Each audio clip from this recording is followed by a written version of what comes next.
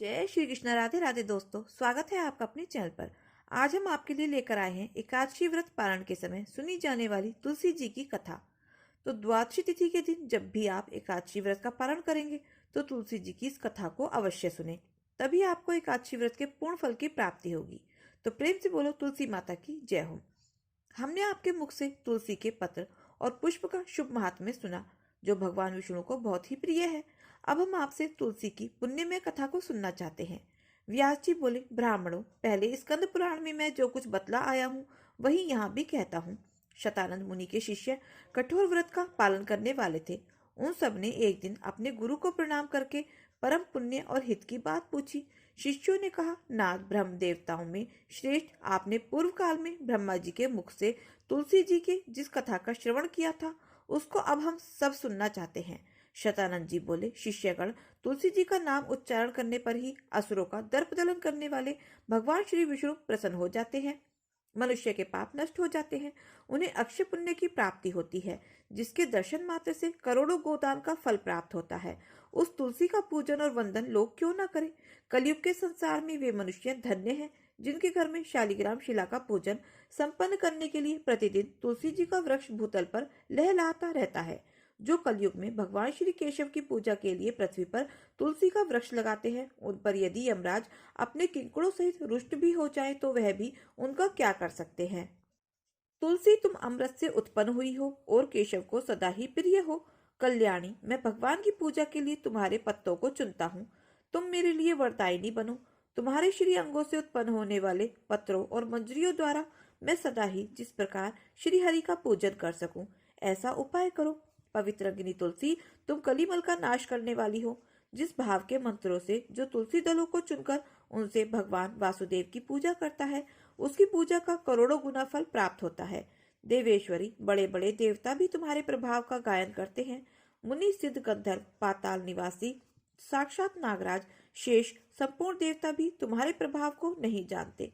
केवल भगवान विष्णु ही तुम्हारी महिमा को पूर्ण रूप से जानते हैं। जिस समय क्षीर समुद्र मंथन का उद्योग प्रारंभ हुआ था, उस समय श्री विष्णु का आनंद अंश से तुम्हारा प्रादुर्भाव हुआ था। पूर्व काल में श्री हरि ने तुम्हें अपने मस्तक पर धारण किया था। देवी, उस समय श्री विष्णु के शीर का संपर्क पाकर तुम पवित्र हो गई। तुलसी, मैं तुम्हें प्रणाम करती हूँ। तुम्हारे श्री अंग से उत्पन्न पत्रों द्वारा जिस प्रकार श्री हरि का पूजन कर सकूं, ऐसी कृपा करो जिससे मैं निर्विघ्नता पूर्वक परम गति को प्राप्त हो सकूं। साक्षात श्री कृष्ण ने तुम्हें गोमती तट पर लगाया और बढ़ाया था। वृंदावन में भी विचरते समय उन्होंने संपूर्ण जगत और गोपियों के हित के लिए तुलसी का सेवन किया। जगत प्रिया तुलसी, पूर्व काल में वशिष्ठ जी के कथन अनुसार श्री रामचंद्र जी ने राक्षसों का वध करने के लिए उद्देश्य से सरयू के तट पर तुम्हें लगाया। तुलसी देवी, मैं तुम्हें प्रणाम करती हूँ। श्री रामचंद्र जी से वियोग हो जाने पर अशोक वाटिका में रहते हुए जनक किशोरी सीता ने तुम्हारा ही ध्यान किया था, जिससे उन्हें पुनः अपने प्रियतम का समागम प्राप्त हुआ। पूर्व काल में हिमालय पर्वत पर भगवान शंकर की प्राप्ति के लिए पार्वती देवी ने तुम्हें लगाया और अपनी अभिष्ट सिद्धि के लिए तुम्हारा सेवन किया। तुलसी देवी, मैं तुम्हें नमन करती हूँ। संपूर्ण देवांगनाओं और किन्नरों ने भी दुस्वप्न का नाश करने के लिए नंदन वन में तुम्हारा सेवन किया था। देवी, तुम्हें मेरा नमस्कार है। धर्म अरण्य में साक्षात पितरों ने तुलसी का सेवन किया। दंडक अरण्य में भगवान श्री रामचंद्र जी ने अपने ही साधन की इच्छा से परम पवित्र तुलसी का वृक्ष लगाया। लक्ष्मण और सीता ने भी बड़ी भक्ति के साथ उन्हें पूजा। जिस प्रकार शास्त्रों में श्री गंगा जी को त्रिभुवन व्यापिनी कहा गया है, उसी प्रकार तुलसी देवी भी संपूर्ण चराचर जगत में दृष्टिगोचर होती हैं। तुलसी का ग्रहण करके मनुष्य पापों से मुक्त हो जाता है। और तो और मुनीश्वरों, तुलसी के सेवन से भ्रम हत्या भी दूर हो जाती है।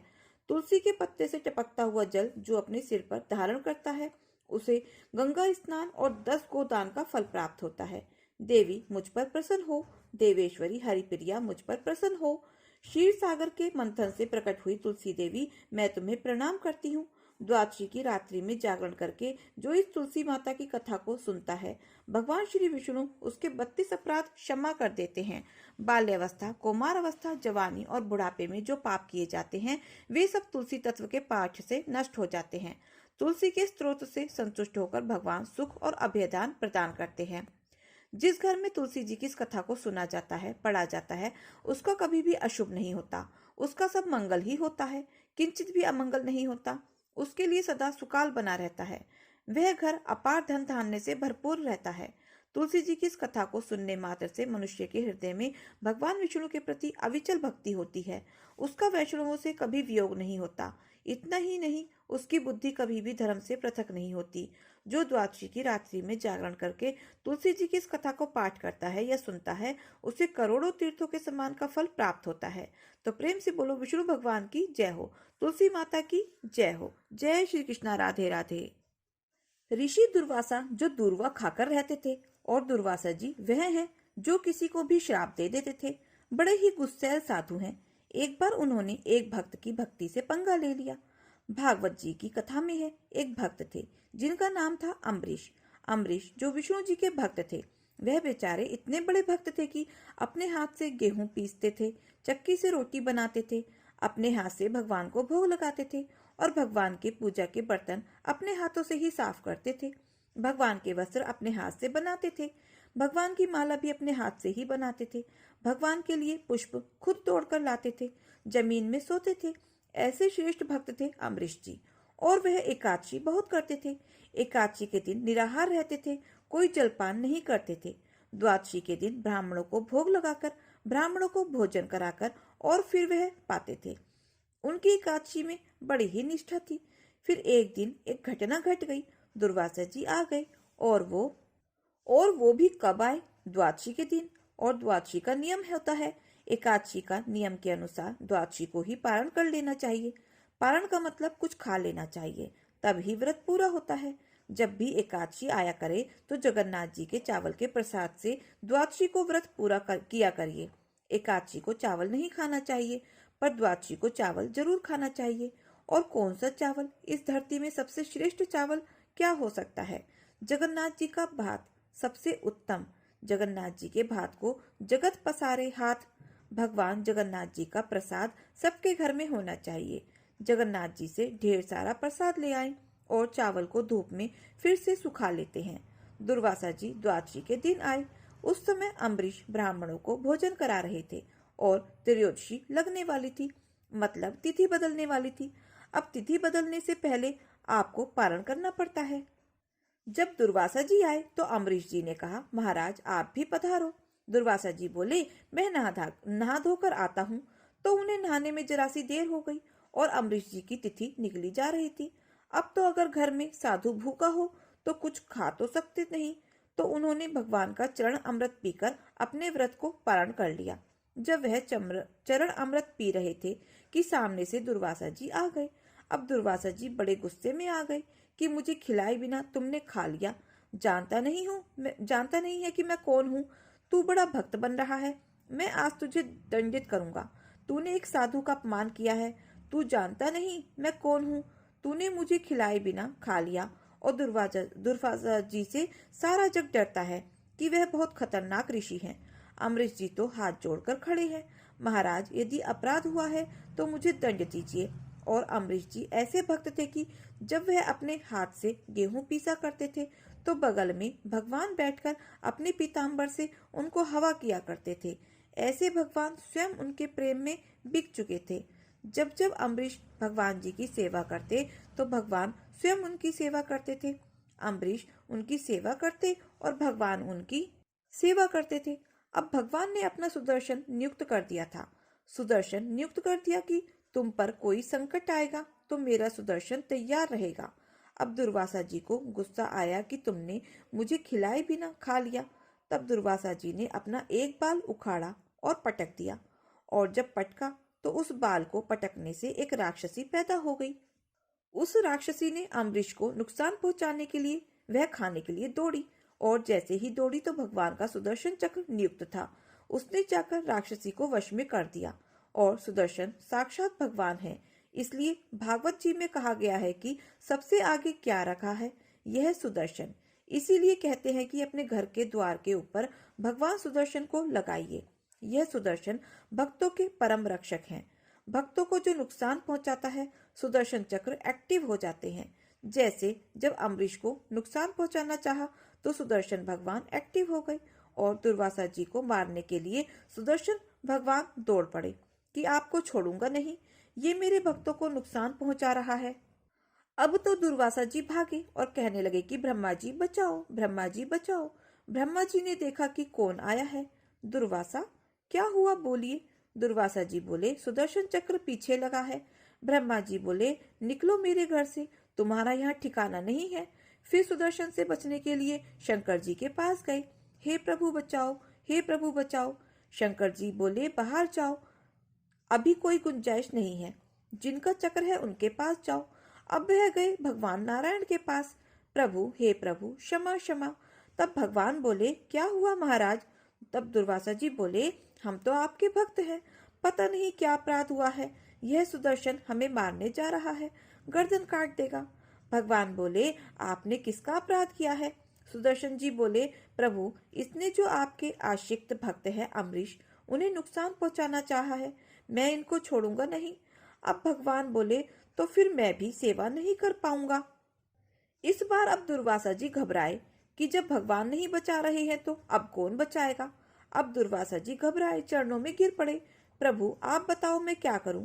तब भगवान बोले, जिसका अपराध किया है उस भक्त से जाकर क्षमा मांगो, वह क्षमा कर देंगे तो यह चक्र स्वयं ही शांत हो जाएगा।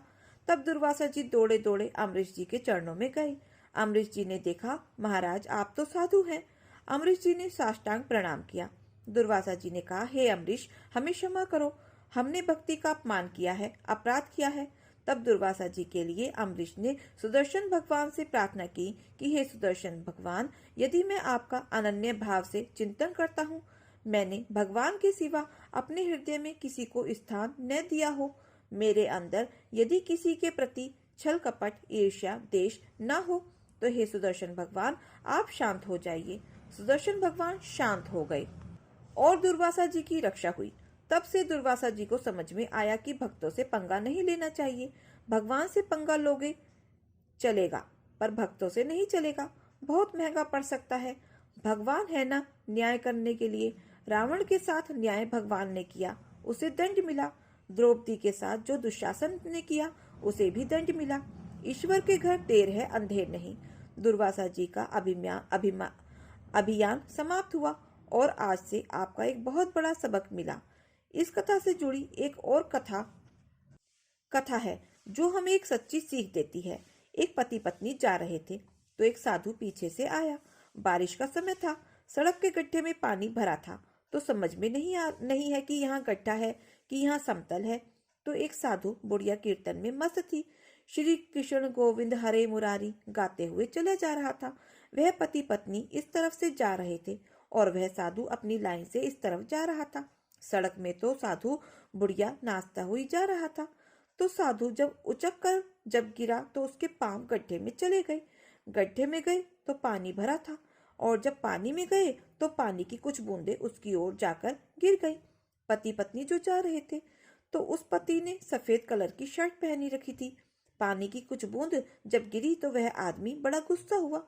अरे बाबा, पागल हो गया है क्या, देखकर नहीं चल सकता।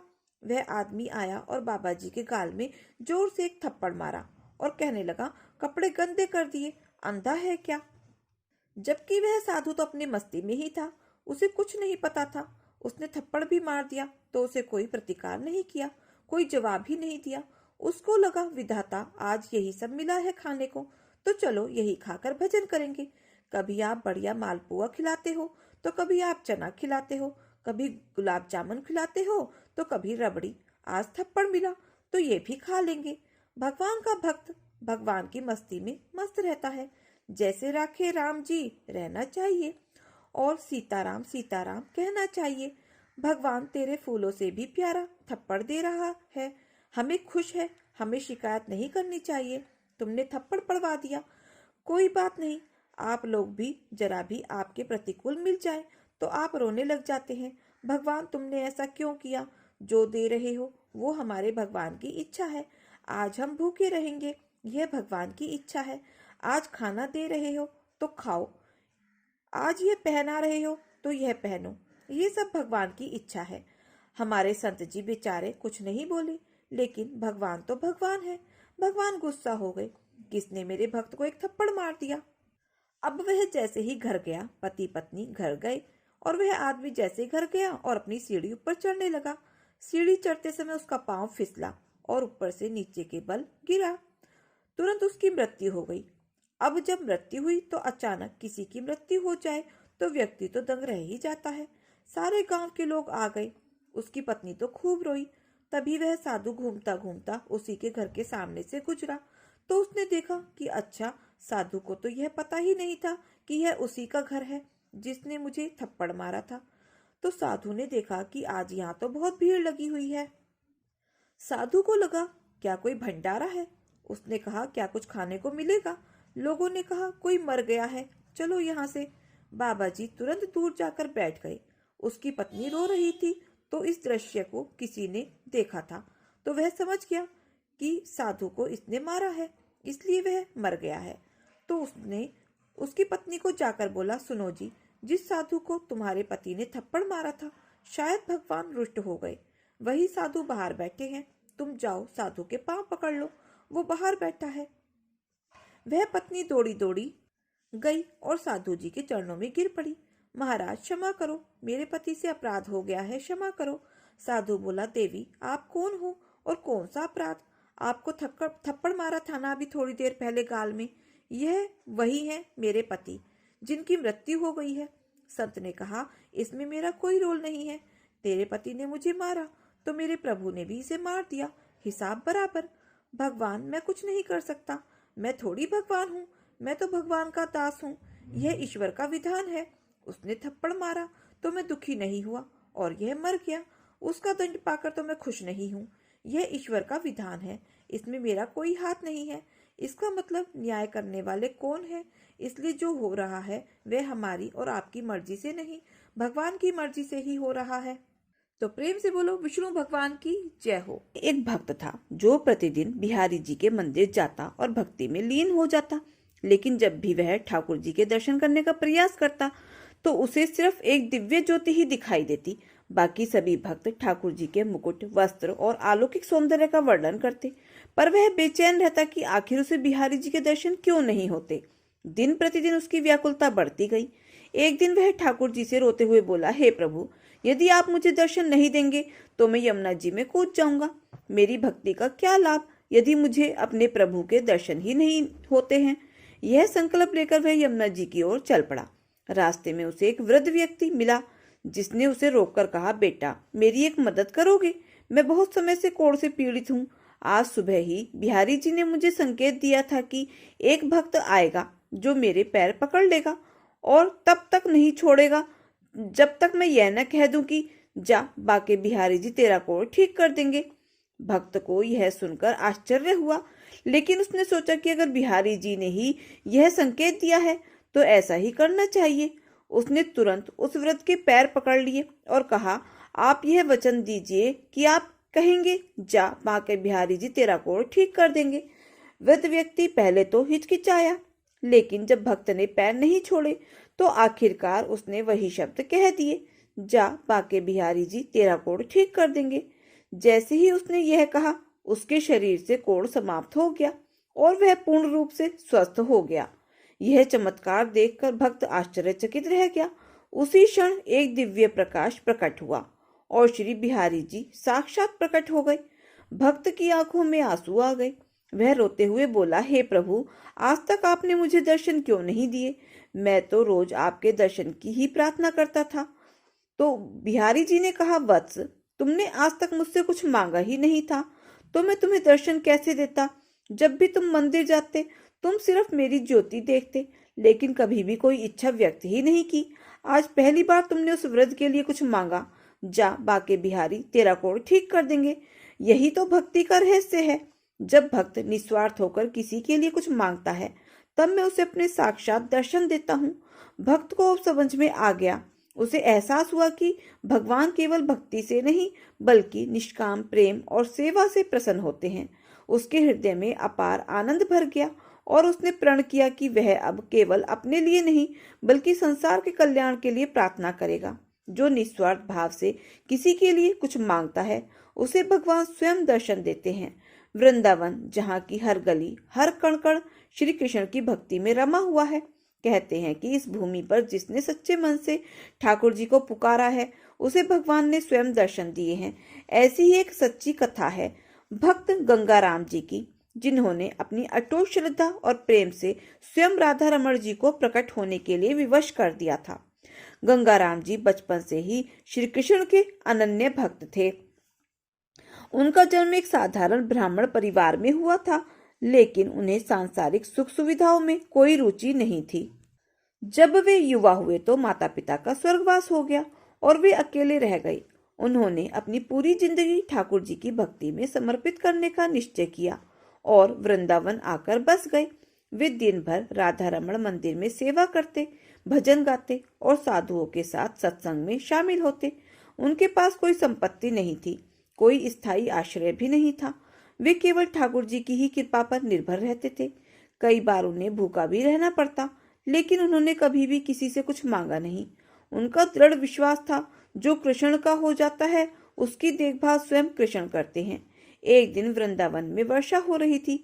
गंगाराम जी पिछले 2 दिनों से भूखे थे, लेकिन फिर भी उन्होंने ठाकुर जी की सेवा नहीं छोड़ी। तीसरे दिन जब उनका शरीर कमजोरी से कांपने लगा, तो उन्होंने राधा रमण जी के समक्ष हाथ जोड़कर कहा, हे राधा रमण, मैंने अपना सब कुछ आपको अर्पित कर दिया है। क्या अब भी मुझे इस प्रकार भूखा रहना पड़ेगा?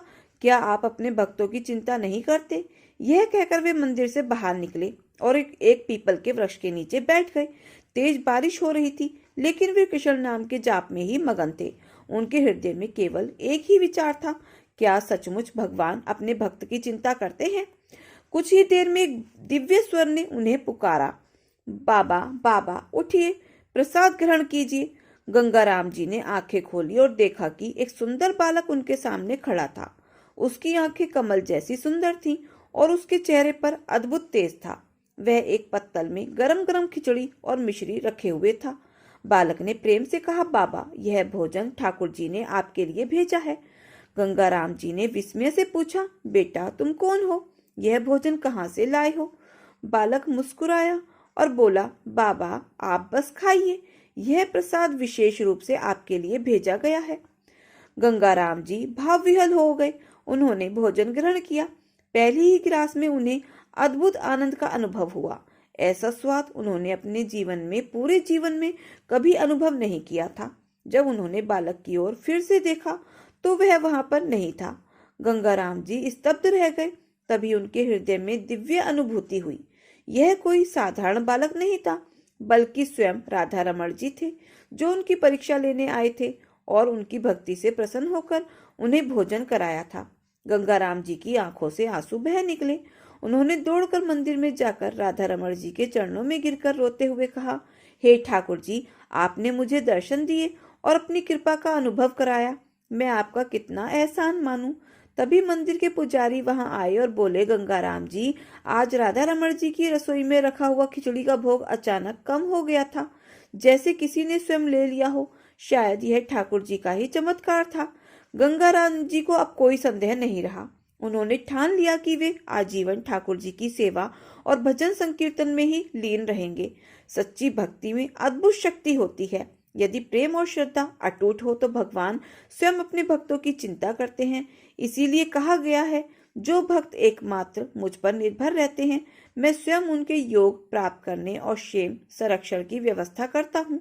गंगाराम जी की यह कथा हमें सिखाती है कि यदि हम सच्चे हृदय से भगवान का स्मरण करें तो वे हमारी हर आवश्यकता को पूरा करते हैं। वृंदावन की पावन भूमि में आज भी भक्तों को ठाकुर जी की दिव्य कृपा का अनुभव होता है। तो जय श्री कृष्णा, जय श्री राधे राधे, जय श्री राधा रमण जी की जय हो। दोस्तों, ये कथा कहानी आपको कैसी लगी कमेंट बॉक्स में जरूर बताएं, और अगर अच्छी लगी हो तो प्लीज़ वीडियो को लाइक, शेयर और सब्सक्राइब अवश्य करें। अपना प्यार और सहयोग दें। मिलते हैं फिर ऐसे ही नई कथा कहानियों के साथ। धन्यवाद। जय हो बाके बिहारी लाल की जय।